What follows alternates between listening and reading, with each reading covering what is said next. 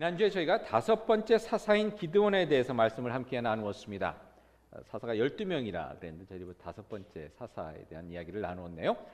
기드온 하면 생각나는 그 모습이 겁쟁이 기드온의 모습입니다. 여러분 기억하시겠지만 그 미디안, 그 당시 이스라엘 자손들을 억압하고 있던 미디안 사람들의 눈을 피해서 포도주를 짜는 그 틀 속에 숨어서 타작을 하고 있던 그런 기드온의 모습이 제일 먼저 성경에 나왔죠. 그리고 하나님께서 이제 저를 하여금 내가 너와 함께 할 테니 미디안 적군을 치러 나가라 했을 때 그 말씀을 온전히 믿지 못해서 또 의심하고 그래서 또 이렇게 또 하나님을 시험해봤다. 또 하나님 이렇게 사인을 보여주십시오라고 이렇게 여러 번 했던 그런 기드온의 모습이 생각이 납니다. 그런 기드온에게 하나님께서 참 하나님도 어떻게 보면 좀 대단하신 분 같아요. 그런 기드온이 이제 미디안 그과 아말렉 군사들의 동맹군과 싸우러 나가는데 나중에 저희들이 그 숫자가 나오는 것을 보니까 13만 5천 명이 이제 이렇게 그 적군이 왔습니다. 근데 기드온이 나팔을 불어서 이스라엘 사람들아 모여라 그러니까 3만 2천 명이 모였어요. 그럼 여러분 3만 2천 명 대 13만이면 이게 전쟁이 되겠습니까? 이 쪽수가 안 되죠. 그런데 하나님께서 뭐라고 그러시냐면 하나님이 이게 좀 농담이 심하신지 뭔지는 모르겠지만 뭐라고 하시면 3만 명이 너무 많다. 그래서 그걸 100분의 1로 줄여서 300명을 추리게 하십니다. 그래서 300명과 13만 명이 전쟁을 일으키게 됩니다. 여러분 누가 이겼겠습니까? 13만 명이 이겼다고 생각하시는 분 한번 손 들어보세요. 네, 이분들은 설교 잘 안 듣신 분이죠. 300명이 이겼죠. 300명이. 이 말이 안 되는 이 전쟁에서 그냥 이 놀라운이라는 게 한 번으로는 표현이 안 되는 거예요. 진짜 놀라운 이 승리를 이룬 것입니다. 그냥 기드온이 생각하기에도 아마 믿겨지지가 않았을 거예요. 아니 어떻게 이런 일이 있어? 자기가 이겨놓고도. 그래서 참 기드온이 하나님에 대한 그런 신뢰가 다시 한번 참 그 삶이 생각이 믿음이 확 바뀌어지는 그런 경험을 한 것 같습니다. 근데 백성들도 놀랐어요. 백성들도 놀라갖고 300명을 데리고 이 큰 전쟁을 치렀으니까 야 기드온을 새롭게 보게 된 겁니다. 야 그리고 이 기드온이라는 사람만 꼭 붙잡고 있으면 우리가 살겠구나 하는 생각이 들어서 그 사사기 9장에 보니까 이 백성들이 후루룩 몰려가서 기드온에게 왕이 되기를 청합니다.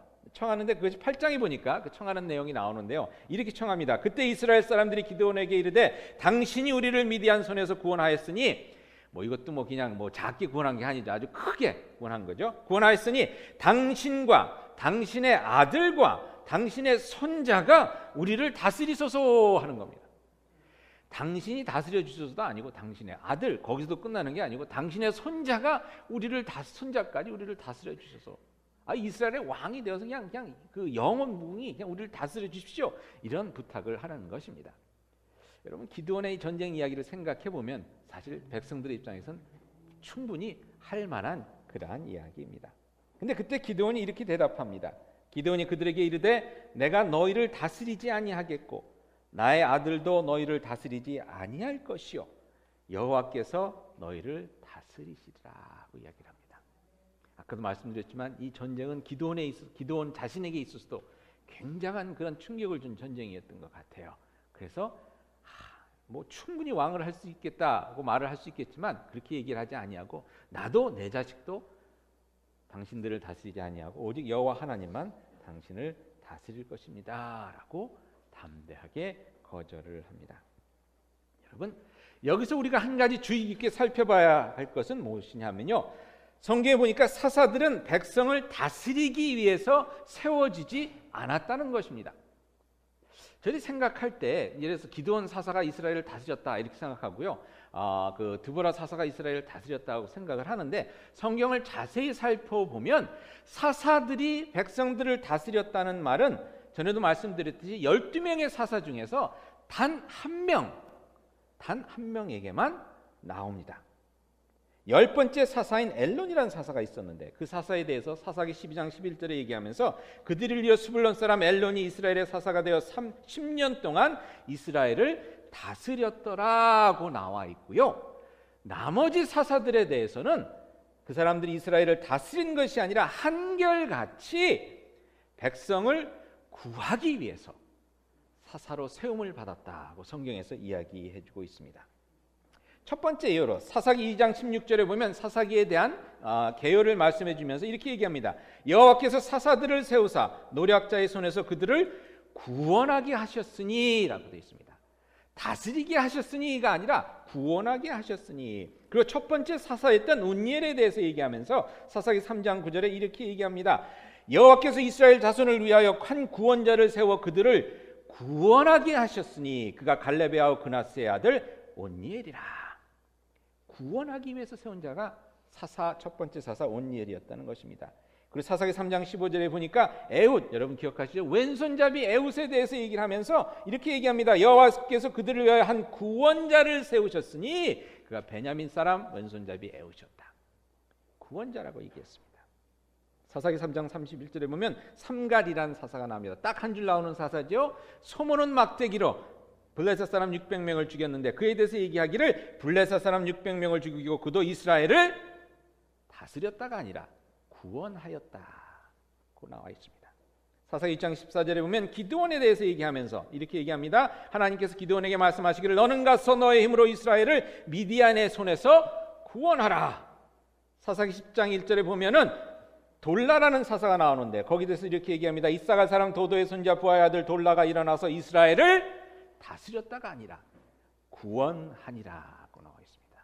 삼손도 그 말썽 많았던 삼손에 대해서 얘기하면서도 13장 5절에 보니까 이렇게 얘기합니다. 그의 머리에 삭도를 대지 말라. 이 아이는 태어남으로 하나님께 바쳐진 나신이 됨이라. 그가 블레셋 사람의 손에서 이스라엘을 구원하기 시작하니라 고 되어 있습니다. 다 구원하기 위함이라고 했습니다.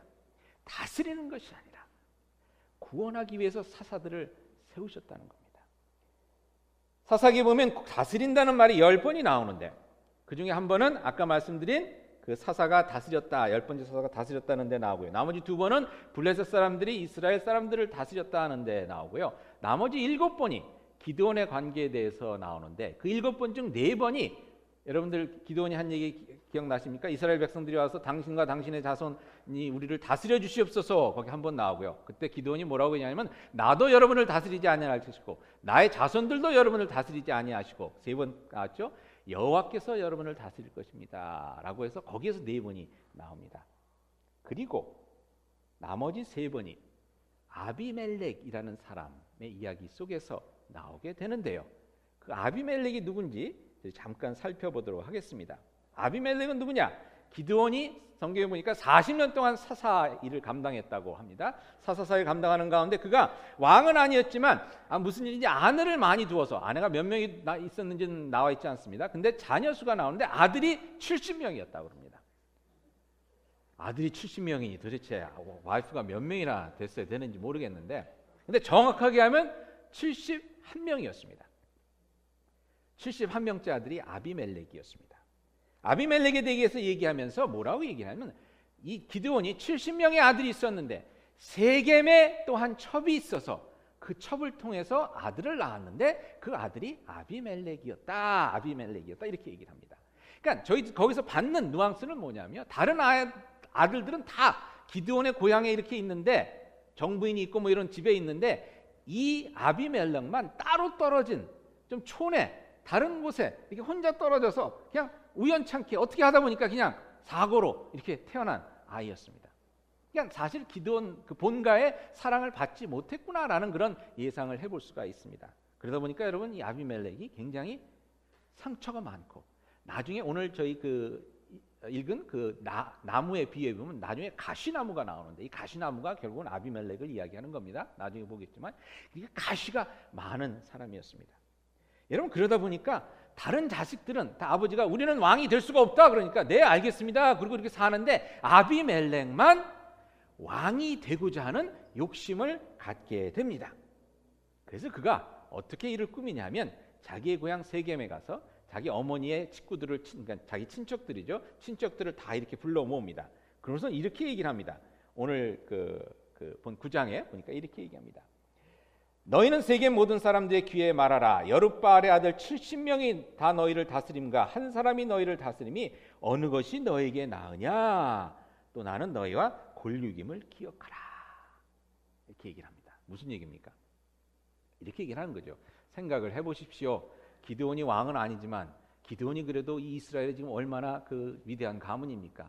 그 가문을 무시할 수가 없는데 이 70명을 그대로 놔두면 공휴일이 뭐 이렇게 명절이 되고 그러면 고깃짝이 70개가 가야 되지 않습니까? 우리 세겜에서도 뭐 밤이 뭐가 나오든지 뭐가 나오는 게 있으면 선물을 하면 70 상자가 나가야 되는데 그것보다 내가 혼자 왕이 되면 여러분 얼마나 삶이 편하겠습니까? 그리고 또 얘기하기를 저는 여러분들의 친척이 아닙니까? 혈육이 아닙니까?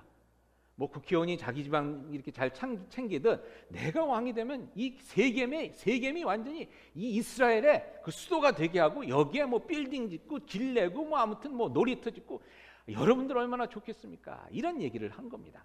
그러니까 그 친척들이 가만히 생각해 보니까 맞는 얘기잖아요. 그래서 밖에 나가서 선거운동을 한 겁니다. 밖에 나가서 만나는 사람마다 장기 두다가 짜장면 먹다가 머리 하다가 슬쩍 말을 흘리는 겁니다. 기드온의 아들 70명이라고 그러는데 앞으로 우리가 어떻게 70명한테 다 이렇게 하면서 살 수 있겠습니까?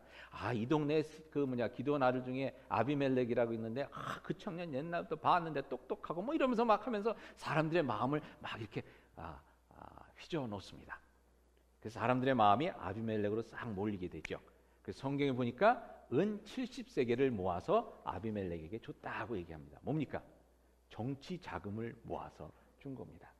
이 정치 자금을 가지고 아비멜렉이 어떤 일을 하냐 하면 소위 말해서 한국에서는 정치 깡패들을 고용을 합니다. 그래서 기드온이 살고 있는 그 동네에 가서 기드온의 70명의 아들을 성경에 보니까 한 바위 위에서 다 죽였다 이렇게 얘기합니다. 구테타를 일으킨 거죠. 구테타를 일으킨 겁니다. 그래서 그가 왕이 됩니다. 왕이 되었지만 그의 마지막이 어떻게 됐겠습니까? 3년간 이스라엘을 다스렸지만 결국 자신의 정치 기반이었던 세겜 사람들과 이렇게 잘못 어떤 오해가 생기고 이래서 결국은 그 사람들과의 배반을 당해 죽음을 당하고 맙니다. 이런 말을 자업자득이라고 하죠. 근데 그것이 이 아비멜렉의 이야기입니다. 여러분 성경에 보면 뭐라고 저희들이 가르쳐 줍니까? 예수님께서 말씀하시기를 천국에서 큰 자는 군림하는 자가 아니라 다스리는 자가 아니라 뭐라고 그랬죠? 남을 섬기는 자다. 가장 작은 자가 섬기는 자가 천국에서 가장 큰 자라고 하지 않았습니까? 근데 말씀드린 대로 사사라는 직분은 다스리는 직분이 아니라 구원하는, 즉 백성들을 섬기는 직분이었습니다. 근데 아비멜렉이 그래서 착각을 했던 겁니다. 착각을 하는 가운데서 큰 실수를 저질러 결국은 이스라엘과 본인도 힘들게 되는 그러한 일을 겪게 된 것입니다. 그렇게 아비멜렉이 구테타를 일으키는 가운데 70명의 아들을 다 죽였을 때 그 70명 중에 한 명의 아들 요담이란 자가 살아납니다. 막내라고 되어 있는데 가장 어린 요담이란 자가 살아나서 도망을 가면서 도망가기 전에 잠깐 뒤돌아서 이스라엘 백성들을 향해서 전한 메시지가 있습니다. 여러분들이 아비멜렉을 지금 이렇게 위하고 그 다음에 우리 기드온 집안을 이렇게 멸하였지만 이것이 다 나중에 하나님 여러분들에게 다시 돌아올 것입니다 라는 메시지를 전하면서 한 이야기가 오늘 본문에 나오는 나무 이야기입니다. 나무 이야기를 여러분 잠깐 한번 살펴보겠습니다. 아마 이 백그라운드를 가지고 들어보시면 금방 이해가 될 텐데 나무 이야기가 뭡니까? 먼저 나무들이 왕을 원했다고 그럽니다. 이스라엘 사람들이 왕을 원했듯이 그래서 감람나무에게 갑니다. 기드온에게 가서 왕이 되어달라고 했듯이 감람나무에게 가서 우리에게 왕이 되어주십시오 라고 이렇게 이야기를 합니다. 감람나무가 뭐라고 대답합니까? 감람나무는 올리브 나무입니다.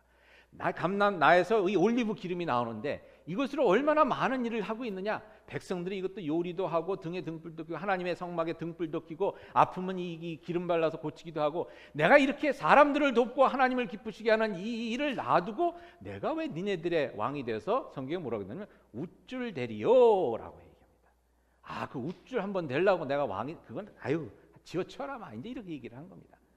그러니까 백성들이 그 다음에 누구한테 갑니까?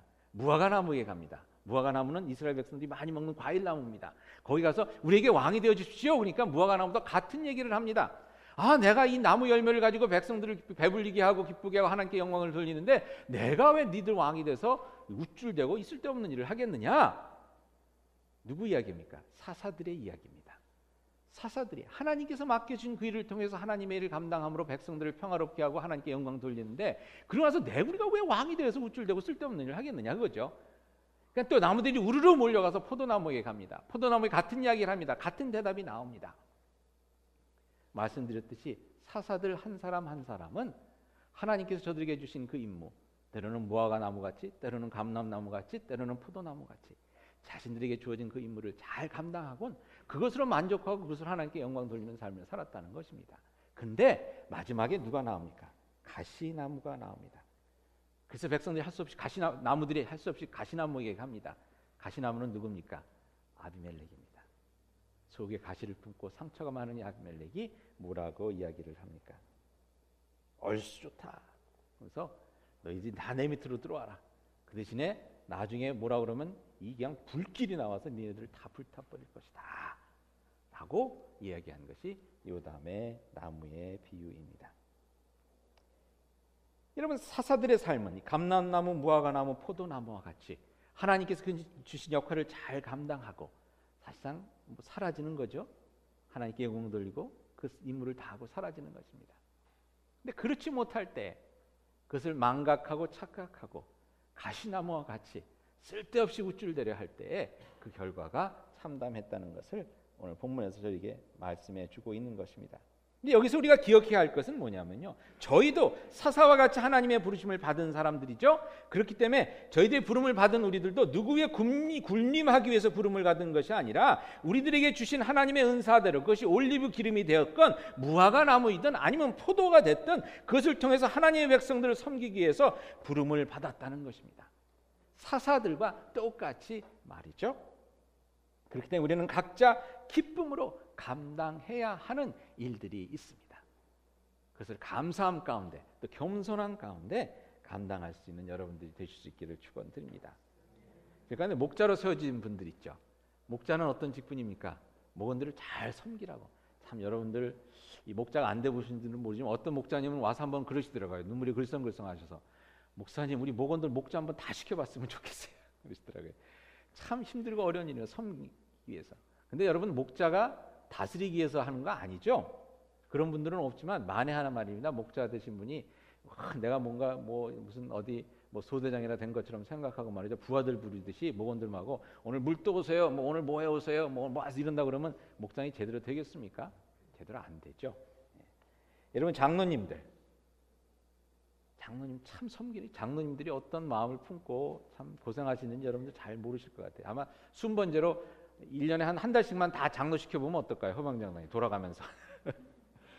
근데 그걸 오해하는 분들이 있어요. 어떤 교회에서 저희 교회는 없는데 그 명예장로 제도가 있다고 그럽니다. 근데 이 명예장로 이 투표가 또 치열하대요. 그래서 아니, 명예장로 이 투표가 왜 치열한가? 제가 나중에 얘기를 들어보니까 이유를 듣고선 제가 참 어이가 없어서 그냥 실수했는데 웃고 말았는데, 결혼식 청첩장을 쓸 때에 장로 아무개 아들 이렇게 하는 것과 집사 아무개 아들 이렇게 쓰는 거랑 격이 틀려진다는 거예요. 격이. 그래서 장로를 하려고 그렇게 애를 쓴다는 겁니다. 그래서 제가 그 얘기를 듣고 아이고 참 별일도 다 있다 그랬는데, 그렇게 착각하는 분들이 있어요. 착각하는 분들이 있습니다. 여러분, 교회 부장 이게 참 일이 많습니다. 저도 이번에 우리 관리부장 하시는 김강희 집사님 붙이니까 그냥 너무 일이 많아갖고 평소에 자주 못 뵀던데 그냥 지난번에 일주일에 한 3번 뵀나 어느 때는 고치고 이러느라고 부장들이 다 이렇게 열심히 뛰면서 일하는 겁니다. 근데 그것을 착각하고 밑에 있는 부원들 부린다고 말이죠. 뭐 하세요 이런다 그러면 그는 뭔가 착각하고 있는 거겠죠. 저희 선교회가 여러 개 있습니다. 선교회 회장 이번에도 보니까 제2남선교회 이원재 집사님 우리가 체육회를 하기로 했는데 제2남선교회 회원들이 또 금년 따라 또 다들 놀러 가네. 이렇게 또 이거 이름 적었다가 나중에 역대 회장으로 다 이렇게 다음 내년도 임원으로 시켜야 될 것 같은데, 아무튼 이렇게 다 또 그런 때가 있지 않습니까? 또 계획한 건 아닌데 그냥 같이 이렇게 가게 되는. 그래갖고 지금 이원재 집사님이 혼자서 너무 고생을 하고 계세요. 근데 선교회장이 회장이라고 해서 어떤 분들 보니까 이게 명함을 만들더라고요. 또 선교회장 명함. 저도 우리 교회 장로님들 명함 하나씩 다 만들어 드릴까 하는 생각을 했었는데, 명함도 저는요 신학교를 딱 갔더니 신학교 처음 시작할 때 그 목사님들이 쫙 이렇게 신학교를 방문하세요. 전도사들을 찾느라고, 이제 중고등부 전도사, 어린이부 전도사를 쭉 찾느라고 이렇게 하시는데 어떤 분이 명함을 주세요. 그 명함을 봤는데 보통 명함의 1배 반 큰데 플라스틱으로 돼 있어요. 갖고 깨알 같은 글씨가 있어서 무슨 글씨인가 뒤에 봤더니 무슨 연합회 회장, 무슨 연합회 증경 회장, 뭐 이런 것만, 목사님인데, 야, 제가 그래서 나중에 알아봤더니 그 교회는 가지 말라 그러더라고요. 가지 말라 그러더라고요. 죄송한 얘기지만 목사님들 회의할 때 차를 빌려서 가는 분들이 있대요. 자기 차가 후진차면 이 격이 안 생긴다고 그때만 좀 비싼 차를 렌트해서 가는 분들이 뉴저지에 있다고 그러더라고요. 여러분, 그게 아니지 않습니까? 저희들이 부름받은 것은 뭔가 드러내기 위해서, 나타내기 위해서 하는 것이 아니라 섬기기 위해서. 저도 다른 교회를 가면은요, 그것은 친교할 때면 이렇게 목사님들 테이블이 따로 있더라고요. 그래서 거기에 딱 앉아 있으면 음식이 척척척척 나옵니다. 그러다가 우리 교회면 우리 교인들은 왜 이렇게 훈련 안 됐지? 뭐 이런 생각이 들 때가 있어요. 여러분 가운데 오해하시는 분들이 있는데, 제가 있는 테이블에 음식이 많이 나온다고 생각하시는데 절대 그렇지가 않습니다. 예. 제가 있는 테이블이 새가족 테이블, 한영 테이블이기 때문에 음식이 더해지는 거지, 저 때문에 더해지는 것은 아니라 새가족 때문에 더해지는 것이라는 것을 여러분들이 꼭 이해해 주시기를 바랍니다. 포인트는 뭐냐 하면요, 저희들이 착각하면서 산다는 겁니다. 착각하면서. 하나님께서 내게 주신 이 사명, 사사가 됐건 목사가 됐건 장로가 됐건 부장이 됐건 선교회장이 됐건 집사가 됐건, 나에게 주신 열매를 통해서 하나님을 기쁘게 해드리고 주의 백성들을 섬기기라고 주신 그런 것인데, 그것을 다스리는 직분으로 착각을 하게 된다는 것입니다. 그 착각을 했던 사람이 오늘 본문에 나오는 아비멜렉이었습니다. 가시나무였습니다. 성경에 가르치는 여러분들이 아시다시피 모두에게 하나님께서 주신 은사가 있고 그것을 통해서 우리만이 내놓을 수 있는 열매가 있는데, 그 열매를 통해서 하나님 나라 일을 감당하라는 것인데, 우리는 그 열매로 우열을 가리려고 할 때가 있습니다. 감람나무 열매가 더 중요해. 이거 없으면 뭐 아무것도 못해. 아니야, 무화과나무 열매가 더 중요해. 이거 없으면 배가 고파서 뭘 하겠어. 아니야, 포도나무가 중요하지. 성경에 봐라, 포도는 하나님께 기쁨을, 하나님의 백성들에게 기쁨을 주는 거라 그랬는데, 성만찬에 감람나무 열매 갖고 하냐, 기름 갖고 하냐, 이게 포도주 갖고 하지 않냐, 이렇게 우열을 가리려고 저희들이 착각하며 산다는 것입니다. 저희들에게 하나님께서 주신 직분, 은사는 우열의 문제가 아니라 각기 다른 모습으로, 그러나 모든 중요한 그런 역할을 통해서 하나님의 나라를 감당하기에 남 앞에서 우쭐을 대려고 하는 것이 아니라 진정 겸손한 마음으로 하나님의 일을 감당할 수 있어야 한다는 것입니다. 사사들의 삶이 그랬습니다. 온니엘이라는 사사를 보면 요즘 말로 하면 귀족 가문의 사관학교 출신이었습니다. 근데 그런 반면에 가장 작은 베냐민 지파의 왼손잡이로 왕따 당하던 에웃이라는 사사도 있었습니다. 소무는 목자, 뭐 무기도 없어서 그냥 소무는 막대기 하나 갖고 들고 나갈 수밖에 없었던 삼갈이라는 사사도 있었고요. 무시받던 여자였던 드보라도 사사였습니다. 각기 달랐지만 하나님께서 함께 하심으로 백성들을 다스리는 일이 아니라 그들을 구원하는 일을 감당하게 하셨다는 것입니다. 여러분도 그와 같은 삶으로 부름을 받았다는 사실을 꼭 기억하실 수 있기를 바랍니다. 좋으라고 아멘 못하신 분들이 있는 것 같아서 한 번만 더 여러분도 그와 같이 하나님의 일을 감당하려고 부름을 받으셨다는 것을 꼭 기억하실 수 있기를 바랍니다. 여러분, 기빙출이라는 동화가 있습니다. 한국어로는 아낌없이 주는 나무인데요. 혹시 못 보신 분들이 있으면 한번 사서 아이들에게랑 같이 나눠서 읽을 수 있으면 좋은데, 한 5분이면 다 읽습니다. 근데 내용이 어떤 내용이냐면요, 나무가 하나 있었습니다. 나무가 하나 있었는데 그 나무에 친구가 있었습니다. 어떤 조그만 남자애가 매일같이 놀러와서 나무에서 노는 겁니다. 막 기어 올라가기도 하고 가지에다가 또 이렇게 잡고서는 이렇게 스윙처럼 그네처럼 왔다 갔기도 하고 뭐 이러니까 이 나무는 이 아이가 찾아오는 게 큰 기쁨이었습니다. 매일같이 찾아와서 나무 밑에서 또 피곤하면 자기도 하고 뭐 그러면 낙엽으로 덮어주기도 하고 뭐 이렇게 나무와 이 아이가 좋은 관계를 맺고 있었는데 어느 때부터 아이가 오는 것이 뜸해졌습니다. 그런데 어느 날 갑자기 아이가 나타나는데 보니까 이제는 그냥 큰 아이가 돼서 나타난 거예요. 오늘 정현철 집사님 아들 크리스가 들어오는 거 보고서는 깜짝 놀랐는데, 오늘 갑자기 그냥 이런 큰 청년이 돼서 이렇게 나타난 겁니다. 그러니까 나무가 너무 깊어갖고 야, 나랑 같이 놀래? 그러니까 이게 시큰둥한 거예요. 여러분, 티네이저는 시큰둥하지 않습니까? 뭐 나뭇가지를 흔들면서 그 그네 탈래 그러니까 나 이제 그런 거 안 해. 뭐 이러는 거예요. 그래서 그 뭘 해줄까? 그러니까 나 돈이 필요해 이러는 거예요. 사춘기 애들이 제일 많이 얘기하는 게 뭡니까? 돈이 필요해. 돈 그거지 않습니까? 그 나무가 나는 돈이 없는데 어떡하지? 그럼 생각을 하는 게 내가 사과인데 사과나무인데 사과 열매가 많으니까 이거 몽땅 따다가서 팔으면 돈이 될 거야. 그러니까 애가 신나서 나무에 올라가서 그냥 사과를 그냥 몽땅 따갖고 그냥 큰 그 바구니에 끌고 가는 거 있죠. 윌베로는 데 잔뜩 싣고 가서 팝니다. 그러고 나서 또 소식이 없습니다. 한참 지난 다음에 이 아이가 찾아왔는데 이제 나이가 아니라 어른이 돼서 찾아왔습니다. 어른이 찾아와서 시무룩하게 얘 왜 그러니? 그랬더니 내가 이제 결혼해서 아이를 낳고 사는데 집이 필요한데 집을 지을 나무가 없다는 거예요. 그러니까 이 나무가 또 그냥 그러면 내 이 가지들 이거 다 잘라가서 집을 줘. 그럼 집이 될 거야. 그러니까 또 신이 나서 톱을 갖고 와서 그 나무 그 몸뚱이만 빼놓고 그냥 다 잘라가 봅니다. 다 잘라가 집을 졌는데 그리고 또 한참 소식이 없습니다. 소식이 없다가 또 늙으막이 이 사람이 왔는데 이제는 은퇴한 그런 나이가 지극한 그런 사람이 돼서 왔어요. 그러니까 나무가 또 기뻐갖고선 막 이렇게 말을 겁니다. 그래서 근데 내가 가지가 없어서 어떻게 그네도 못하고 어떡하지? 그러니까 나 그네 못 타. 이 사과도 하나도 지금 가지가 없어서 열매를 못 맺었는데 그러니까 이빨 실해서 사과도 못 먹어. 그런 겁니다. 그럼 뭘 해줄까? 그러니까 내가 은퇴해서 세계를 여행하고 싶은데 보트가 없어. 그러니까 나무가 그러면 내 이 몸뚱이를 딱 잘라서 가서 보트를 만들어라. 충분히 만들어줬을 거야.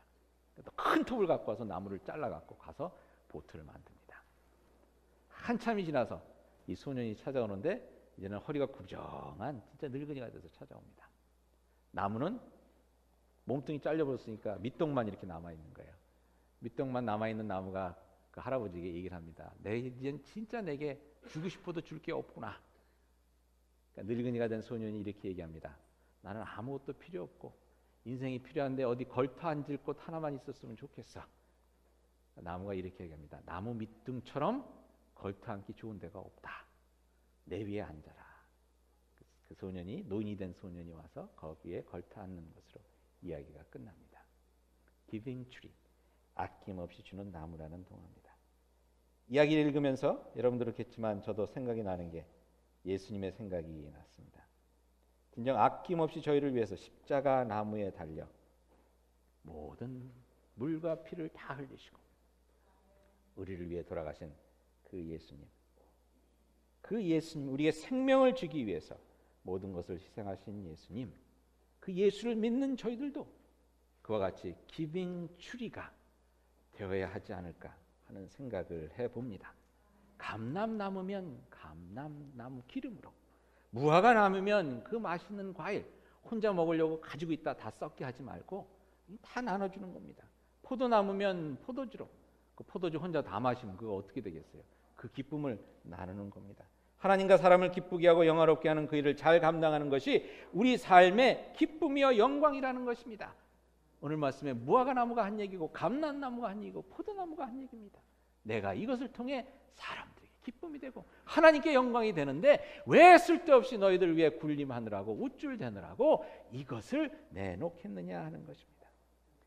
내일이 메모리얼 데이입니다. 메모리얼 데이는 이렇게 목숨을 다해 섬긴 이들을 기억하는 날 아니겠습니까? 목회 서신에 썼듯이 시골에서 우리 조국을 위해 목숨을 바친 이들이 있었다는 사실이 저에겐 충격적이었습니다. 내가 모르는 사람의 그 희생으로 말미암아 내가 여기까지 왔구나 하는 것, 나 아닌 다른 기빙 추리들이 있었기 때문에 내가 지금 이 자리에 있다는 것, 여러분 기억할 수 있기를 바랍니다. 여러분 저희 교회 청소해 주시는 분이 있습니다. 스페니시 분인데, 히스패닉 분인데요. 알만다, 이들 first name이 알만다입니다. 근데 이분이 너무나 열심히 청소해 주세요. 진짜 제가 너무 감사해요. 여러분들은 본 적이 없겠지만, 근데 그분의 혼자 하시는 게 아니라 애들도 데리고 와이프도 데리고 온 가족이 와서 하십니다. 그리고 자기 돈 들여가서 청소를 해주세요. 여러분 기억하시는 분이가 여자 화장실에 그 화장지 꼽는 거 하나가 이렇게 없어진 적이 있었죠. 누가 잘못 끼워갖고선, 그 잘못 끼신 분 자수하면 좋을 것 같은데 잘못 끼워갖고 그걸 꺼내느라고 잘 안 돼갖고서 망가져서 버리게 됐어요. 근데 그걸 어디서 구할 수가 없는 거예요. 저희가 지을 때 또 여자 화장실에 우리 건축회사에서 신경을 써주셔서 그냥 좋은 걸로 해주셨기 때문에 이 화장지 끼는 게 싼 게 아니라서 구할 수가 없었어요. 근데 어느 날 이분이 이 쇼핑백 여기 그 뭡니까 그 주얼 이런 백에다가 뭘 갖고 오시면서 주시길래 뭐예요 그랬더니 그 화장지 꽂는 걸 어디서 봤다 그러면서 한 20개를 거기 있는 걸 몽땅 사 갖고 오신 거예요. 프리마켓에. 그러면서 끼워 놓으시고 그다음에 이거 나중에 또 그렇게 되면 쓰십시오. 그렇게 갖다 주시는 거예요. 근데 여러분 저희들이 주일날 참 쾌척한 환경에서 예배 드릴 수 있는 거 진짜 자기 교회처럼 생각하면서 구석구석 하나 닦아주시는 그 가족이 있기 때문에 쾌척한 예배를 드리는 것인데 그것을 모르고 이렇게 지낼 때가 많이 있죠. 여러분도 그런 것 같습니다. 때로는 여러분이 수고하시는 거 다른 분들이 못 알아줄 때가 있죠. 다른 분들이 못 알아줄 때가 있습니다. 섭섭할 때가 있어요. 그냥 뭐 다 돼 있는 것처럼 생각할 때가 많이 있습니다. 오늘도 뭐 남성께서 열심히 이렇게 준비해 주셨는데 아마 나가시면서 그런 분이 있을지 모르겠어요. 왜 핫도그야? 이러는 분이 있을지 모르겠어요. 그거 준비하느라고 얼마나 힘들었는데. 근데 그럴 때도 여러분 한 가지 기억했으면 좋은 것은요. 여러분이 기빙추리가 되어서 하는 그 희생은 결코 사라지고 없어지는 것이 아니라 하나님에게 기억되고 이 땅에 하나님의 나라를 이루며 하나님께 영광을 드리는 그런 일이 된다는 것을 또 한번 기억하실 수 있기를 바랍니다. 제가 성경 묵상을 하면서 가장 은혜 받은 것이 무엇이냐면요. 여호수아기였습니다. 여호수아서에 보니까 땅을 나눠주는 이야기가 나와요. 누구는 어디를 갖고 누구는 어디를 갖고 그걸 읽는데 너무 지겨운 거예요. 이게 너무 지겨운 거예요. 이런 걸 왜 성경에 넣어갖고서 힘들게 하느냐는 생각을 했었는데 여러분 그렇지 않습니까? 제일 힘든 게 뭡니까? 족보죠. 족보. 누군 누굴 낳고 누굴 낳고 사람 다 애 낳고 사는 건데 뭐 그걸 그렇게 그냥 몇십 절씩 이렇게 적나. 근데 하루는 생각을 해보니까요. 거기에 나온 사람이 내 가족이라 그러면 여러분 이게 얼마나 영광되는 일입니까? 얼마 전에 어떤 사진을 보니까 워싱턴의 그 베트남전에서 그 전사한 사람들의 이름들을 쭉 적어놓은 그 메모리얼 벽이 있죠. 그냥 수천 명의 사람들의 이름이 적혀 있는데 깨알 같은 글씨 이렇게 찾으면서 찾더라고요. 사람들이 내 아버지, 내 삼촌. 여러분 우리들의 이름이 하나님의 생명체에 이렇게 기억된다는 것입니다. 저는 그래서 성경을 보니까 하나님께서 기억하라고 그 이름들을 빼놓지 않고 기억하라고 다 그냥 줄줄이 적으신 거예요. 느헤미야서에 보면 예루살렘 성벽을 짓는 얘기가 나오는데 성벽을 어디는 누가 짓고 어디는 누가 짓고 저도 그걸 보면서 이걸 왜 이렇게 쓸데없는 걸 써놨나. 근데 쓸데없는 게 아니죠. 그 사람들의 입장에서 그 자신들의 입장에서 내가 이걸 했는데 하나님께서 기억해 주셨구나. 다른 사람은 기억 안 해줄지라도 누군 기억해 주십니까? 하나님은 기억해 주십니다. 기빙추리가 되어서 나뭇가지 두고 몸뚱이도 다 주고 그냥 밑에 그 덩그라니 그루터기 하나만 이렇게 남아있는 그러한 삶처럼 느껴지더라도 그것마저 내어줄 수밖에 없는 그런 상황이 되더라도 여러분의 그 희생과 수고를 통해서 하나님의 나라가 세워지며 하나님께서는 여러분을 기억하신다는 것을 꼭 기억하실 수 있기를 바랍니다. 십자가 나무에서 목숨을 내어주신 예수님을 생각하며 감람나무면 세상 빛을 내는 은혜의 기름으로 무화과 나무면 하나님의 백성들을 세우고 힘주는 능력의 열매로 포도나무면 세상을 휘저어 기쁨의 물결이 일게 하는 성령의 취함으로 아낌없이 나누고 베푸는 그런 가시나무가 아닌 풍성히 아낌없이 주는 그런 나무의 삶이 되실 수 있기를 그리스도의 이름으로 축원드립니다. 같이 기도하시겠습니다.